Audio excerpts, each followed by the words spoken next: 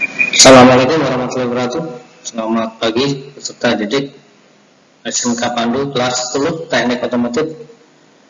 Untuk pertemuan pertama kita akan bahas tentang fungsi gambar teknik.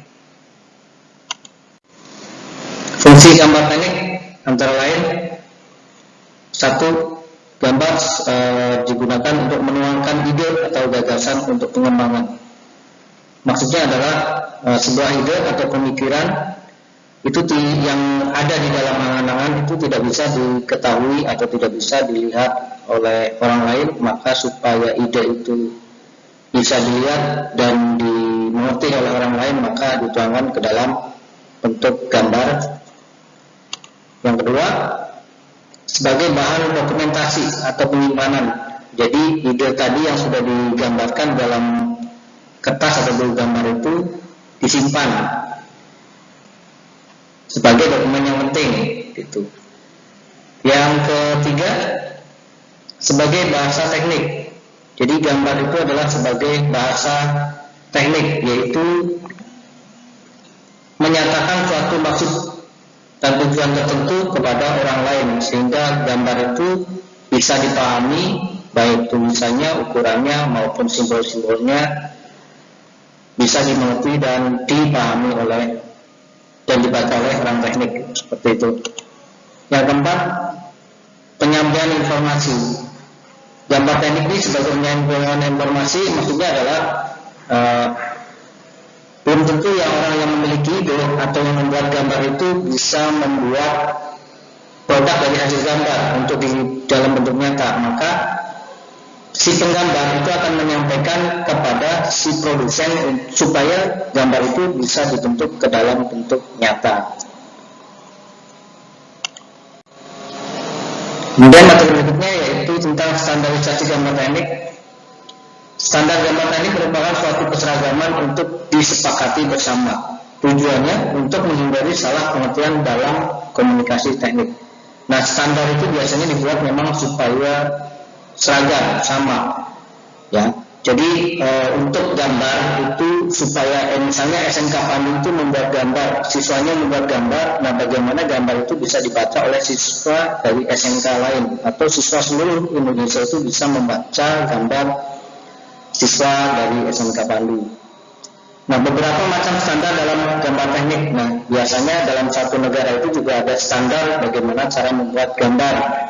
Ya, atau standar-standar itu biasanya di dalam dunia industri itu juga ada. Misalnya contohnya di Indonesia ini ada SII, standar Indonesia, standar industri Indonesia. Yang kedua adalah standar nasional Indonesia. Ini biasanya di dunia di bidang teknik industri, ya, biasanya ada standarnya. Di Jepang juga ada, yaitu JIS yang mereka memiliki standar sendiri. Kemudian di Jerman itu ada DIN. Itu contoh-contoh standar pada suatu negara. Nah, untuk menyatukan standar-standar dalam suatu negara, maka dibutuhkan standar internasional yang disebut dengan ISO, International Standardization for Organization, yaitu tujuannya adalah untuk menyatukan pengertian teknik antar bangsa negara. Kalau tadi Indonesia memiliki SII atau SNI itu diperuntukkan standar hanya dalam satu negara saja. Nah, bagaimana supaya setiap antar negara itu, contoh dalam bidang teknik itu bisa dibaca oleh semua orang dalam dunia ini. Ya, misalnya orang Indonesia membuat gambar, tapi bisa dibaca oleh orang luar negeri. Maka perlu adanya standar, yaitu diatur oleh standar ISO. Tujuan untuk standar itu sendiri atau peran standar ISO dalam dunia teknik yaitu satu, memudahkan perdagangan nasional maupun internasional. Yang kedua, memberi petunjuk praktis pada persoalan khusus. Yang ketiga, memudahkan dalam komunikasi teknik. Nah, itu adalah beberapa peran dari standar ISO dalam dunia teknik. Nah, itu tadi materi untuk pertemuan pertama, mudah-mudahan bisa dipahami dan dipelajari. Anda juga bisa menambah ilmu pengetahuan dengan membaca buku gambar teknik tentang peranan dan fungsi gambar teknik di buku paten yang sudah dipinjam dari perpustakaan. Kemudian untuk persiapan materi berikutnya di pertemuan kedua yaitu tentang peralatan gambar teknik. Itu tadi materi untuk pertemuan pertama. Tetap semangat, tetap jaga kesehatan, dan patuhi protokol kesehatan. Wassalamualaikum warahmatullahi wabarakatuh.